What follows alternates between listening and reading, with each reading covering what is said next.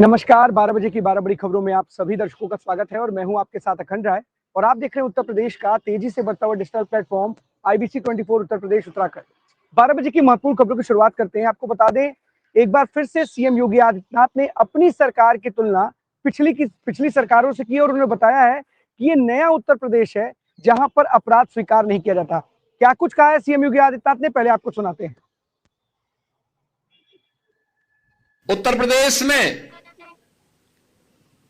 बहुत दिनों से मांग होती थी एक कार्य के लिए, और होती थी कि कमिश्नरेट सिस्टम प्रदेश के अंदर लागू हो। यानी दशकों से मांग थी, 50 साल पुरानी ये मांग थी। 1970 में पहली बार ये मांग उठी थी, नहीं लागू हो पाई, और हम लोगों ने 2020 में इस प्रक्रिया को आगे बढ़ाया। अब तक 7 जिले ऐसे हैं जहां पुलिस कमिश्नरेट सिस्टम हम लागू कर चुके हैं। ये पुलिस की मॉडर्नाइजेशन का उसका एक पार्ट है। सेफ सिटी के लिए 2016 में माननीय उच्चतम न्यायालय ने इसके बारे में देश के सभी राज्यों को आदेशित किया था, लेकिन इस पे अनिर्णय का शिकार बना हुआ था पूरी मशीनरी।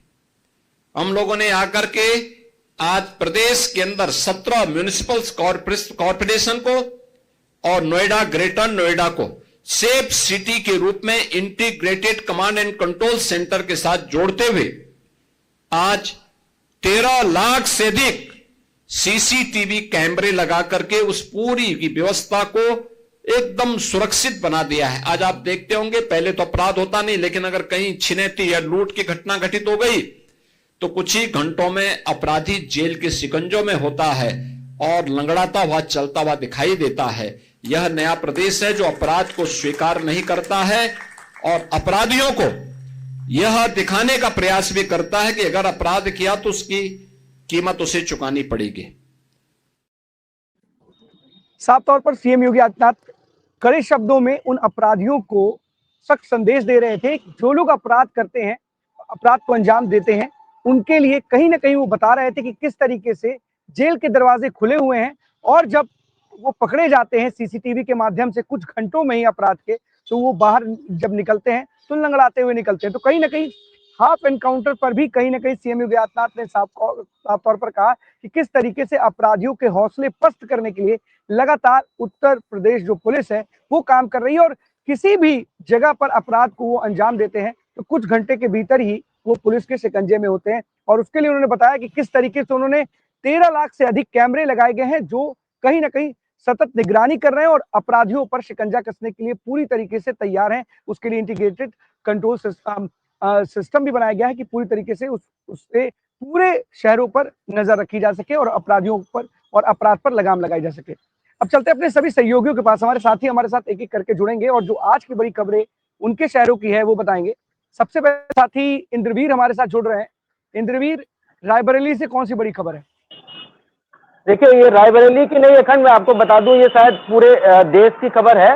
जिस तरीके से शासन प्रशासन और खासकर केंद्र सरकार और राज्य सरकार इस समय सशक्त है एसआईआर को लेकर के, वहीं रायबरेली की भी डीएम हर्षिता माथुर की अध्यक्षता में हर एक अधिकारी इस समय अगर किसी भी कार्यालय आप जाएंगे तो इस समय सारे कार्यालय किसी भी विभाग का हो, हर एक कर्मचारी बिजी है वो सिर्फ और सिर्फ एसआईआर में, क्योंकि 4 नवंबर से लेकर के 4 दिसंबर तक ये प्रक्रिया पूरी की जानी है।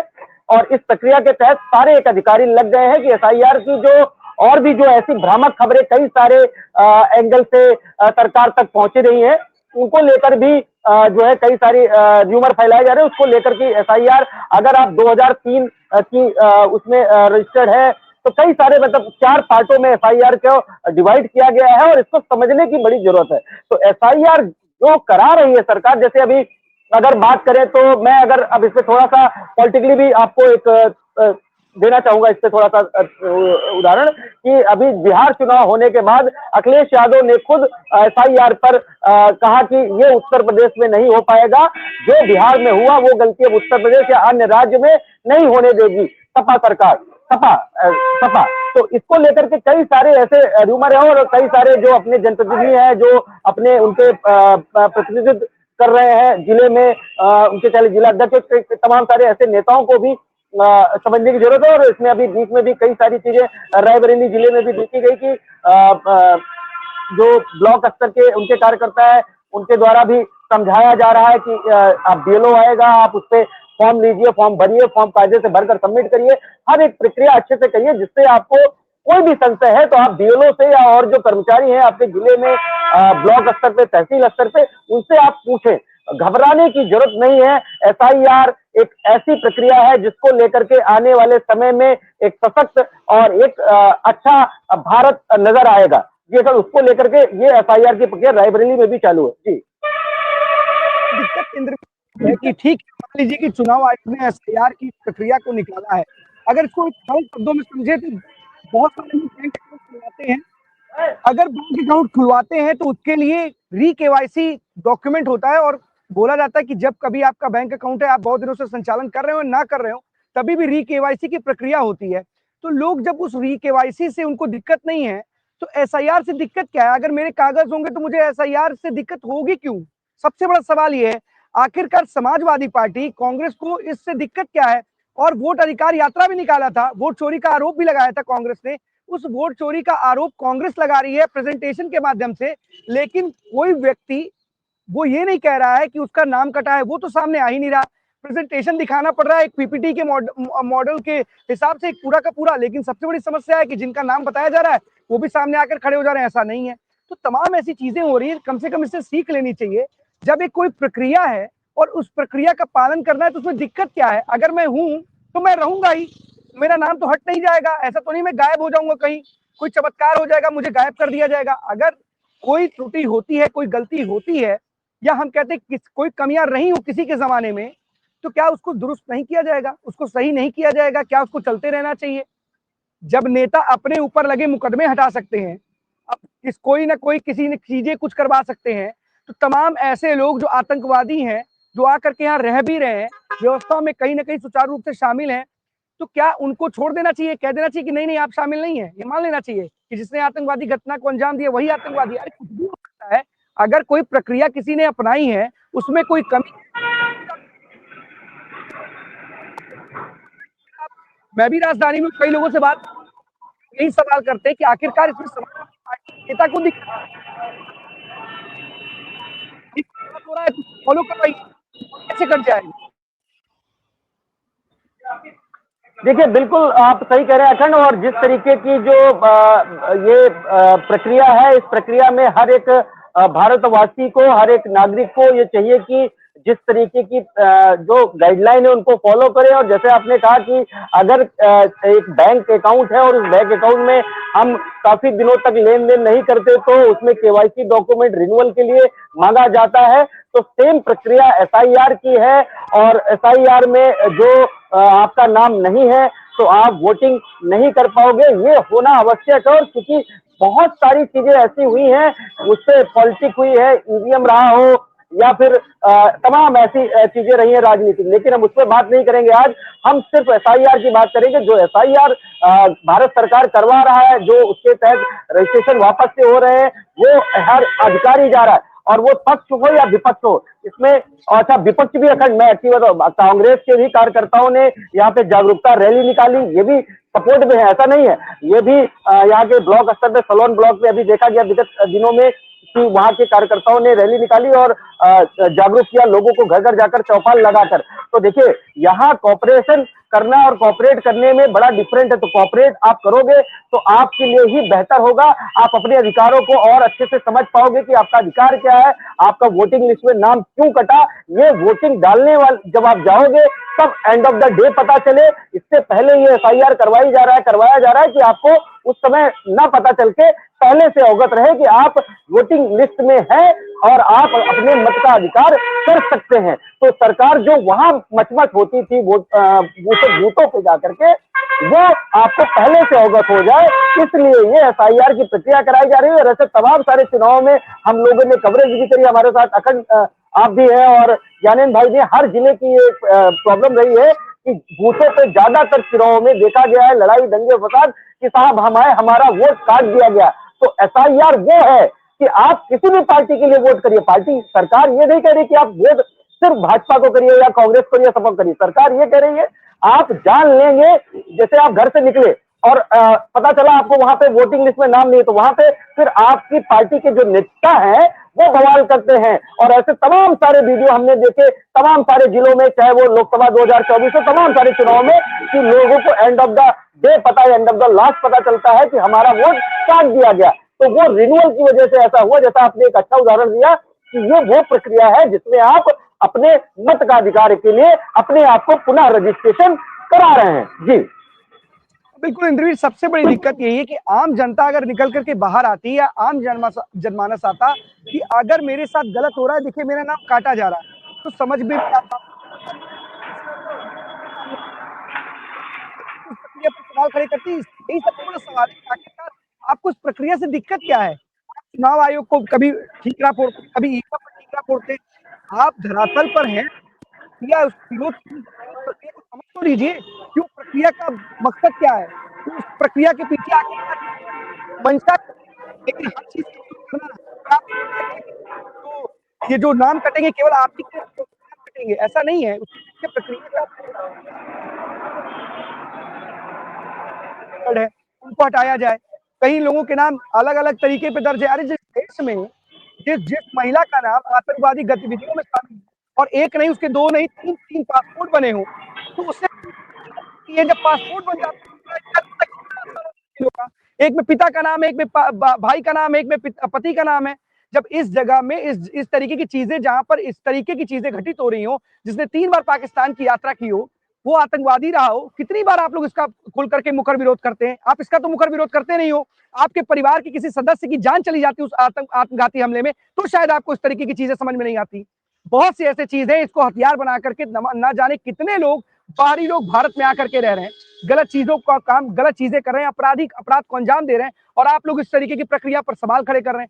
जो चीज गलत है उस पर सवाल खड़े करिए ना। अगर कोई व्यक्ति है, उसका नाम काटा जा रहा है, वो क्यों नहीं सामने आता? आप क्यों सामने उसकी जगह पे आ रहे हैं? लेकिन इनको समझ नहीं आएगा। इनको अपनी केवल राजनीति चमकानी, और अभी थोड़ी देर बाद एक प्रेस कॉन्फ्रेंस करेंगे, हो सकता हो एक नए मुद्दे के साथ निकल करके सामने आए। इंद्रवीर, इस खबर पर भी नजर बनाए रखिएगा, क्योंकि एसआईआर को लेकर के जगह जगह बहुत सारी चीजें निकल करके सामने। और सबसे बड़ी बात है कि जो विपक्ष है वो अपनी जिम्मेदारी से भागता हुआ नजर आ रहा है, और कहीं ना कहीं अपनी हार का ठीकरा चुनाव आयोग, ईवीएम और अब इस तरीके की एसआईआर की प्रक्रिया पर फोड़ रहा है। आप लोगों को सिंपल शब्दों में एक चीज है कि अगर इस तरीके का विरोध आप एसआईआर में कर रहे हैं, तो जो बैंकिंग प्रक्रिया के लिए री-केवाईसी फॉर्म है, इसका भी विरोध आपको करना चाहिए कि ऐसी कोई प्रक्रिया को ना लाइए। जिसने एक बार बैंक अकाउंट खुलवा लिया, चाहे उसमें कुछ हो, ईडी के चाहे अनैतिक लेन देन हो, कुछ भी हो, गलत सलत कुछ भी हो, उसको करते रहिए। लेकिन ये लोग नहीं करेंगे। केवल और केवल अपने मन मस्तिष्क का इस्तेमाल केवल और केवल पूर्ण रूप से राजनीति और गंदी राजनीति के लिए करेंगे। यही इनका मेन मकसद, मुख्य उद्देश्य है। बहुत बहुत धन्यवाद इंद्रवीर इस तमाम जानकारी के लिए। ज्ञानेंद्र हमारे साथ जुड़े हुए हैं प्रतापगढ़ से। ज्ञानेंद्र, बहुत कौन सी बड़ी खबर है?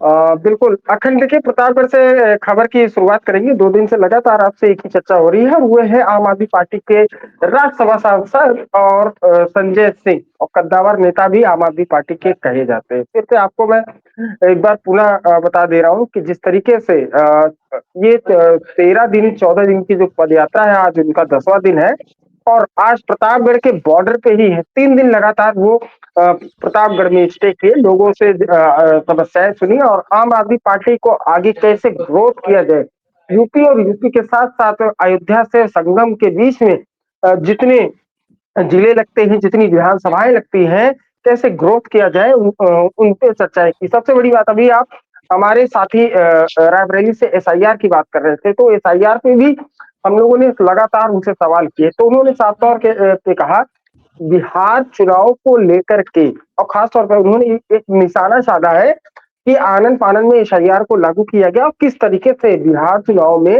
हर विधानसभा में 60-60 हजार वोट काटे गए। उन्होंने यूपी में भी जो है निशाना साधा। उन्होंने साफ तौर पे कहा यूपी में 2 करोड़ वोट काटे जाएंगे, ये उन्होंने सीधे सीधे टारगेट किया है। पर ज्ञानेंद्र, इसी पर एक सवाल है। अभी अगर आपसे मुलाकात होगी उनसे, अगर आप उनसे सवाल पूछिएगा और पूछिएगा कि अच्छा ये बताइए, आप पता है कि हर विधानसभा में 60-60 हजार वोट काट दिए गए, आपको इसकी जानकारी, लेकिन वो 60 हजार लोग क्यों सामने नहीं आ रहे हैं? ये एक बड़ा सवाल है। उनके जिनके वोट कट गए 60 हजार, वो 60 हजार लोग क्या गायब हो गए? क्या विलुप्त कर दिया? क्या उनको वोट काटने के बाद उनको गायब ही कर दिया? भारत से, बिहार से, कहीं से भी गायब कर दिया? मतलब कोई भी नैतिक चीजें सवाल खड़े करने चाहिए, पर वो 60,000 लोग जिनके नाम काटे गए विधानसभा में, और आपने अभी से प्रक्रिया का शुरुआत भी नहीं हुई, अगर हो भी गई, कुछ दिन बीते हैं, उसमें ही आप कह रहे 2 करोड़ लोग के नाम काट दिए जाएंगे। तो 2 करोड़ एक अच्छी खासी आबादी होती है, अगर सड़क पे निकल जाएगी 2 करोड़ लोग ना, अगर निकल जाएंगे जिनके नाम काटे जाएंगे, तो क्या आपको लगता है कि जिन लोग के नाम काटेंगे उनको वापसी नहीं लेना पड़ेगा? क्या संभव है ये? हाँ बिल्कुल, देखिए हम लोगों ने भी इस पे क्रॉस भी किया था कि जो 60,000 लोग हैं आखिर वो लोग कहाँ पर हैं और जो 2 करोड़ वोट्स काटे जाएंगे वो कौन लोग होंगे। तो उन्होंने साफ तौर पे कहा कि पिछड़ा वर्ग और दलित वर्ग और साफ तौर पे मुस्लिमों का वोट बैंक यूपी से काटा जाएगा और बिहार में सबसे ज्यादा वोट अगर किसी के काटे गए हैं वो दलित वर्ग के काटे गए। तो देखिए संजय सिंह लगातार जो है सरकार के ऊपर हमलावर और सवाल है खासतौर पे ज्ञानेंद्र, यही ज्ञानेंद्र सवाल है इन लोगों के लिए कि आप दलित, पिछड़ा और मुस्लिम अल्पसंख्यक बता रहे, पर उस व्यक्तियों को सामने क्यों नहीं लेके आ पा रहे? अगर आपके पास इतना बड़ा डेटा है कि प्रेजेंटेशन कर सकते हैं, एक पार्टी प्रेजेंटेशन करती है, पर उन लोगों को सामने क्यों नहीं लेकर के आती? सवाल तो ये है ना, अगर 60,000 लोगों के नाम काट दिए गए, वो पिछड़ा, दलित और आप अल्पसंख्यक गिना रहे हो, आप उन लोगों को क्यों नहीं गिना रहे हो कि फला अखंड का नाम काट दिया गया, ज्ञानेंद्र का नाम काट दिया गया, फलाना शमसुद्दीन का नाम काट दिया गया, फलाना राम मिलन का नाम काट दिया गया। कुछ भी हो सकता है तल पर, कि जाति से बताएंगे क्या कि दलित, पिछड़ा, अल्पसंख्यक जो इनके वोटर उसका नाम कर दे रही है? आपको कैसे निर्धारित है कि आपका वोटर है ये आप कैसे पता कर लेते हो कि दलित है वो वोटर आपका ही है, जो पिछड़ा वो आप ही का वोटर है, अल्पसंख्यक आप ही का वोटर है, अगड़ा आप ही का वोटर है, पिछड़ा आप ही का वोटर है? ये आप कैसे तय कर लेते हैं? क्या आपके पास कोई डिक्शनरी है क्या? इस देश के लोग क्या अगड़ा पिछड़ा में बटे हुए हैं? क्या आप बांटते हैं? आपकी तरह लोग नहीं बटे हुए हैं, बहुत सारे लोग ऐसे हैं जो समझदार हैं, जो जानते हैं उनके बेनिफिट के लिए जो भी सरकार काम करेगी उसके लिए काम करेंगे।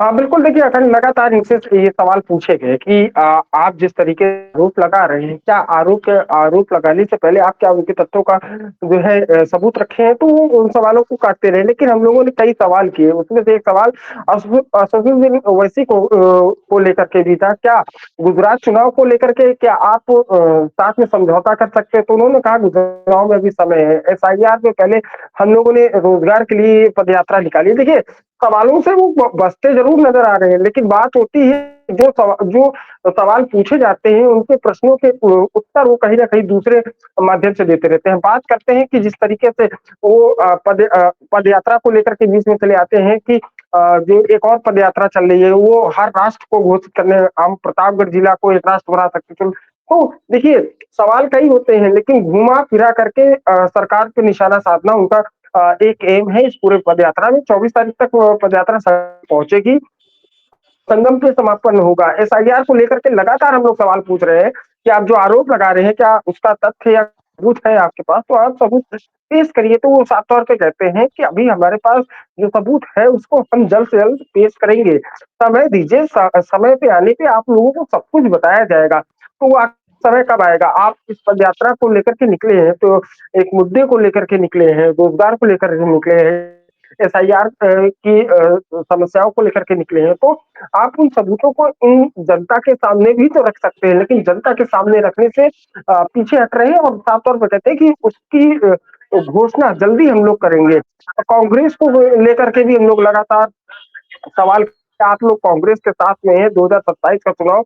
क्या आप कांग्रेस और समाजवादी पार्टी आप तीनों लोग मिलकर के चुनाव लड़ेंगे? तो इससे भी साधे हुए हैं, अभी बोलने को कुछ तैयार नहीं हो रहा, बस पदयात्रा चल रही है उनकी और 3 दिन और शेष रह गए हैं, उनका संगम में समापन होना है। अखंड वही ज्ञानेंद्र, जब तथ्य होंगे तो उसको पेश करेंगे।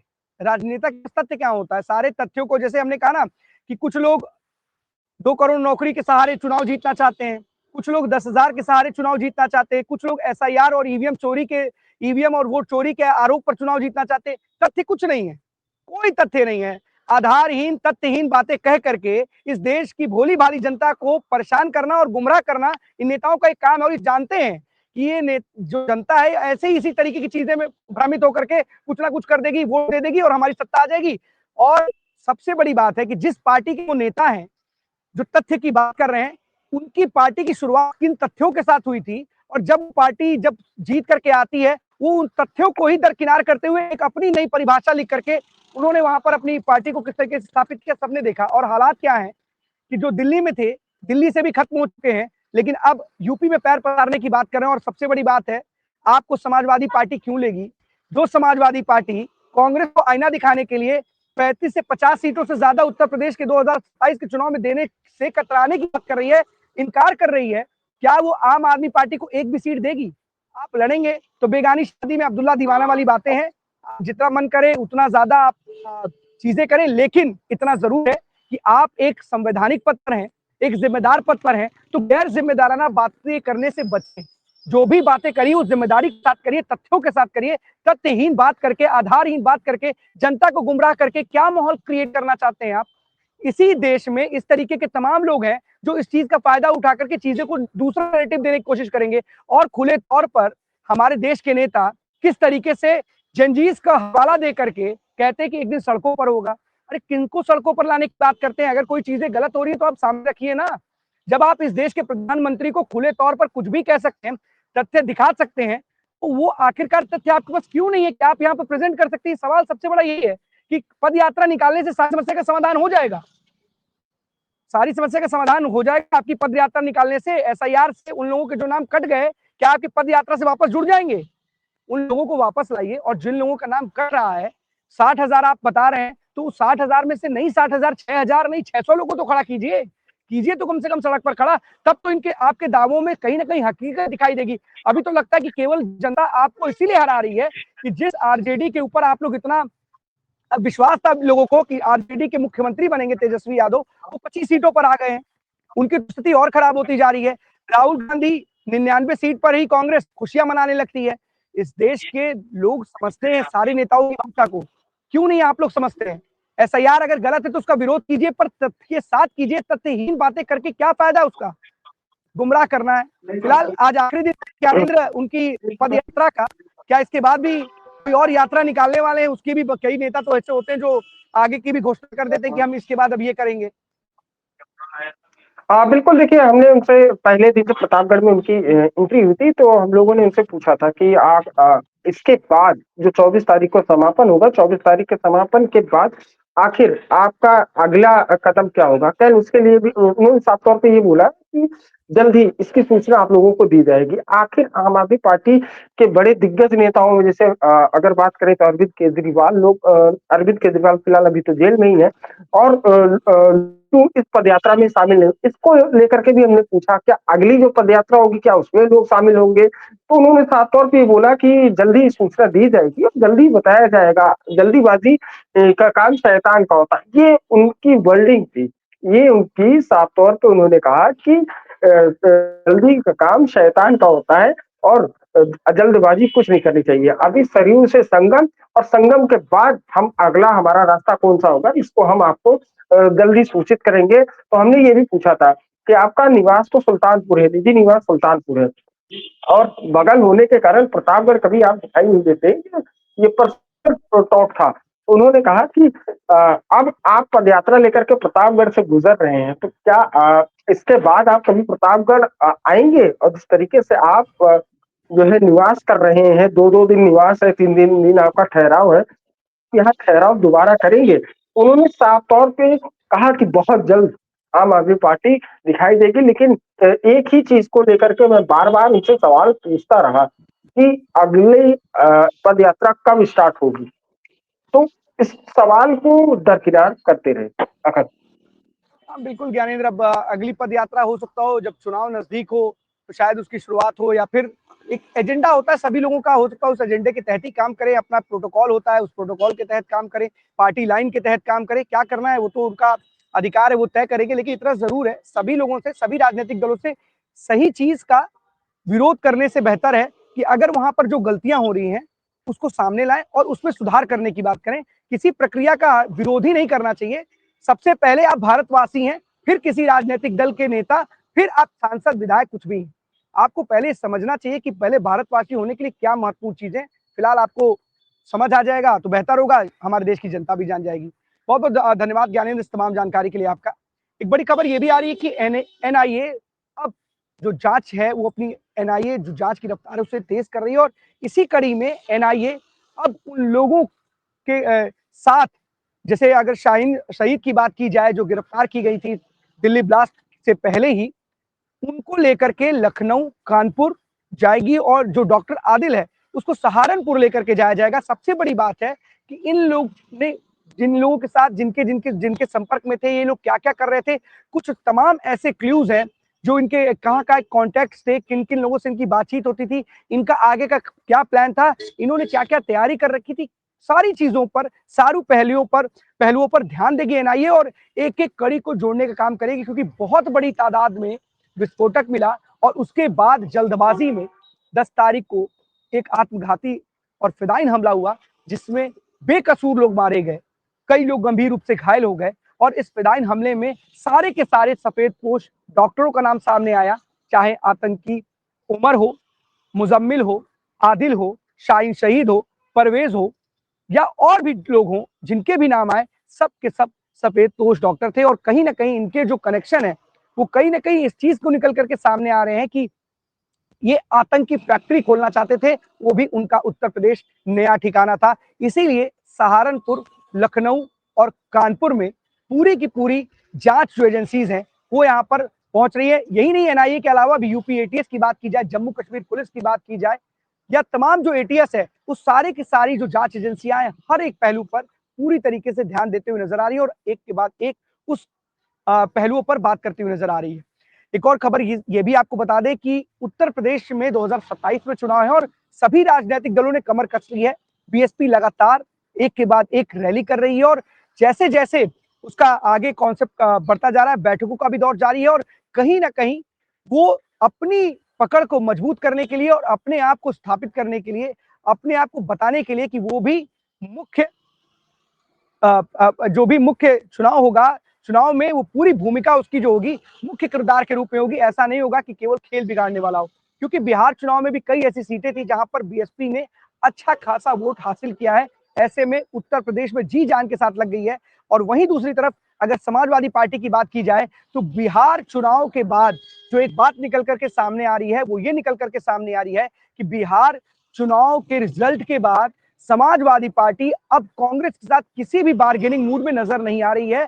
साफ तौर पर उसके नेता अब 35 से लेकर के 50 सीट से ज्यादा कांग्रेस के को देने के मूड में नहीं है, क्योंकि जिस तरीके का परफॉर्मेंस कांग्रेस कर रहा है हालिया चुनाव में, चाहे हम बिहार चुनाव की बात करें, 61 सीटों में से 6 सीटों पर ही जीत हासिल की है। ऐसे में उत्तर प्रदेश में जो समाजवादी पार्टी के नेता है वो लगातार कांग्रेस की डिमांड को खारिज करने की बात कर रहे हैं और अपनी बात समाजवादी पार्टी के प्रमुख तक पहुंचाने की बात कर रहे हैं और साफ तौर पर कह रहे हैं कि अगर ज्यादा सीटें कांग्रेस को दी गई तो हार का कारण बनेगा, इसलिए कम सीटों पर ही उनको बनाया जाए। और इसके लिए कहीं ना कहीं पार्टी प्रमुख अखिलेश यादव भी इस बात पर पूरी तरीके से केंद्रित है कि कांग्रेस को केवल कुछ सीटों पर ही, जहां पर उसकी मजबूत स्थिति है, उसी सीटों पर उसको उस पर दांव लगाया जाएगा और वही सीटें उसके लिए छोड़ी जाएंगी। फिलहाल देखने वाली बात होगी कि समाजवादी पार्टी के इस रुख पर जो फिलहाल जो कवायद जो चल रही है, जो चर्चा का विषय बनी हुई है, इस पर कांग्रेस क्या रुख अख्तियार करती है, क्या वो आगे चल के समाजवादी पार्टी के साथ उसकी जीत के लिए गठबंधन में शामिल होने के लिए क्या उसकी बातों को मानेगी या फिर कोई नया तरीका या फिर हर विधानसभा सीट पर वो अपना प्रत्याशी खड़ी करने की बात भी सोच सकेगी। एक और खबर है, इसलिए खबर महत्वपूर्ण है क्योंकि पिछले कुछ दिनों से जिस तरीके से केशव प्रसाद मौर्य को जिम्मेदारी मिल रही है, जो कि सूबे के डिप्टी सीएम है, उससे कहीं ना कहीं उनके कद की बढ़ोतरी की तस्वीर लगभग साफ होती हुई दिखाई दे रही है कि शायद डिप्टी सीएम केशव प्रसाद मौर्य को बीजेपी कोई बड़ी जिम्मेदारी दे सकती है। बिहार चुनाव में जिस तरीके से प्रभारी बनाया गया और पर्यवेक्षक बना करके जिस तरीके से वो भेजे गए हैं, तो कहीं ना कहीं उनका कद लगातार बढ़ता हुआ दिखाई दे रहा है। और सबसे बड़ी बात है कि जब गृह मंत्री अमित शाह आए थे तो गृह मंत्री अमित शाह ने भी केशव प्रसाद मौर्य को अपना मित्र बताया। तो सबसे बड़ी बात है कि जो पार्टी में सबसे मजबूत कड़ी है, जो सबसे मजबूत स्तंभ है, जब वो किसी व्यक्ति को अपना मित्र बताए और ऐसे में बीजेपी के राष्ट्रीय अध्यक्ष का और बीजेपी के प्रदेश अध्यक्ष का चुनाव हो, तो ऐसे में एक बात साफ है कि शायद केशव प्रसाद मौर्य जो यूपी से हैं, ओबीसी जाति से, पिछड़ी जाति से आते हैं, कहीं ना कहीं उनकी दावेदारी अब बड़ी भूमिका में नजर आ रही है। शायद इस बात पर कहीं ना कहीं जो कहते हैं मजबूती के साथ इस पर कहीं ना कहीं बातें निकल करके सामने आ रही कि केशव प्रसाद मौर्य को बड़ी जिम्मेदारी बीजेपी देने वाली है और इसके लिए पूरी पटकथा तैयार कर ली गई है। बहुत जल्द उनके नाम का ऐलान हो सकता है। इस बात से में कोई भी दो राय नहीं है कि केशव प्रसाद मौर्य बीजेपी के अगले सूत्रधार हो सकते हैं। और सबसे बड़ी बात है कि इसकी लिए इनकी जो पैरवी है वो पार्टी के सबसे प्रमुख दावेदार और मजबूत स्तंभ की तरफ से की जा रही है। तो ऐसे में कोई छोटा पद उनके लिए दिखता हुआ नजर नहीं आ रहा है, क्योंकि 2022 के चुनाव में 7000 मतों से हारने के बावजूद उनको डिप्टी सीएम बनाया गया और अभी भी उनका कद वैसा ही है जैसे पहले था। भले ही मुख्यमंत्री योगी आदित्यनाथ उत्तर प्रदेश की कमान संभाल रहे हो, लेकिन डिप्टी सीएम केशव प्रसाद मौर्य भी कहीं ना कहीं एक मजबूत स्तंभ, मजबूत नेतृत्व के साथ कहीं ना कहीं बीजेपी के लिए एक मजबूत कड़ी है। और उनके संबंध भी चाहे शीर्ष नेतृत्व के साथ बेहतर हो या फिर आरएसएस के साथ बेहतर हो, दोनों के साथ उनका सामंजस्य बेहतर है। और इसीलिए इस कड़ी से जोड़ करके देखा जा रहा है कि शायद आने वाले समय में बीजेपी के बड़े पद पर डिप्टी सीएम केशव प्रसाद मौर्य की ताजपोशी हो सकती है। कुछ दिन का ही इंतजार है, फिर उसके बाद तस्वीर साफ है और हो सकता है डिप्टी सीएम केशव प्रसाद मौर्य को बीजेपी बड़ी जिम्मेदारी से नवाजे और उनकी ताजपोशी करे। फिलहाल बहुत सारी संभावनाएं होती हैं और बीजेपी में क्या कुछ होगा इसका आकलन कर पाना अपने आप में मुश्किल है, लेकिन इतना जरूर है जो घटनाएं हाल फिलहाल में घटी हैं उससे कहीं ना कहीं संकेत मिलता है कि डिप्टी सीएम केशव प्रसाद मौर्य बड़ी ताकत के साथ उभरते हुए खिलाड़ी के रूप में नजर आएंगे। तो 12 बजे 12 बड़ी खबरों में आज के लिए बस इतना ही। कल हम आपके सामने फिर से होंगे हाजिर, तब तक के लिए दीजिए हमें इजाजत। धन्यवाद।